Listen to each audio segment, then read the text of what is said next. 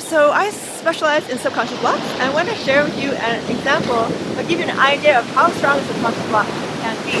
They literally can be wired in our brain after we are exposed to the same idea over and over again repeatedly. And all it takes is 50 times. And here's a practical example that actually happened in India a long time ago. And I don't know if they still do this now, but at one point they used to tie baby elephants to a tree. And so the baby elephant would try to get away from the tree while it's being tied. So it tried over and over again and realized that I can't get away. So as the baby elephant grew older, and it was much more powerful, and so when they didn't even tie a knot on the rope and it was just like loosely tied around its leg, it wouldn't even try because it believed that it couldn't get away from the tree, that it was tied to it, and it couldn't break free from the rope.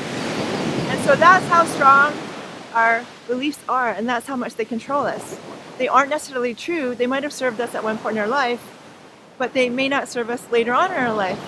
Many people don't realize how powerful the subconscious is. Once you aim to master your subconscious, then you can start manifesting things that you desire much more easily, because there's no more conflict from your subconscious inner beliefs compared to your conscious beliefs. Because if they don't match, then there's a conflict, and then you're sending a message to the universe, a very mixed message. It's not clear, and if the message isn't clear, as with any communication, in this case you can't manifest as smoothly and perhaps as quickly as you could. There's different ways that we can have subconscious blocks. For example, one is when we are experiencing something very stressful, so our emotions are highly charged, and if we haven't fully expressed or fully processed our emotions during a stressful event, then what happens is the emotion gets locked in our body, and so it becomes a block, because any energy that is not expressed, it gets stuck and trapped in the cellular body. And I actually help people to release their emotions a lot. You can see the difference because every emotion has a frequency and a vibration,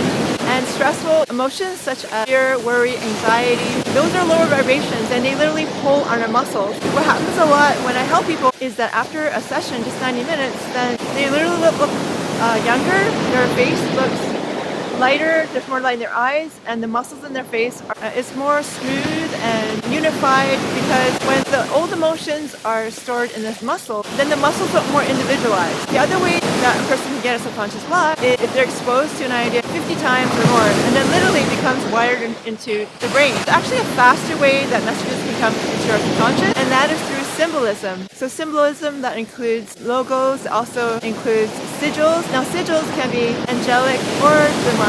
That's another chapter in itself. Now, so let's just stick with symbols. So symbols, they're like icons as well, same thing. And all it takes is 3 seconds for a symbol to enter your brain without you realizing it. Those are a few ways that the person can gain a subconscious block. And the more you have that you aren't aware of, the more it affects you. So say you have a goal that you want to achieve, and then you aren't achieving it. You know, you're a smart cookie, you're very disciplined, you've written down what you wanted, you've taken the action, but for some reason it never quite manifests for you, or the door is never open for you, and it's very possible that you have a subconscious block. I'll give you an example of what could happen. Sometimes people don't have a deservedness, sometimes they don't think they're worthy enough, sometimes they're scared of success, sometimes they're scared of losing love from success. There's all sorts of beliefs that people have that they aren't conscious of. This can be resolved by exploring and being curious about when it occurred. When I work with people with subconscious blocks, it's very, very quick because I use my intuition and we work together.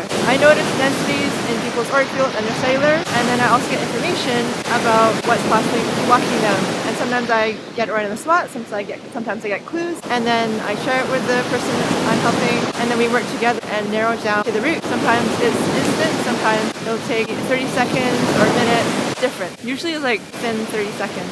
And so there's one way of getting to a subconscious block. And if you haven't done any work on subconscious blocks, then it could take a while. It would be worthwhile to explore a different way of doing it. And if it resonates, then do it. And if it doesn't, you're not ready, then don't. There are ways to release emotions, and that's part of it as well. So there's subconscious blocks, and there's also trapped emotions in the body. So both of those affect our ability to manifest. They block our ability to receive. I hope I've simplified it enough so that it gives you an idea of how powerful the subconscious is.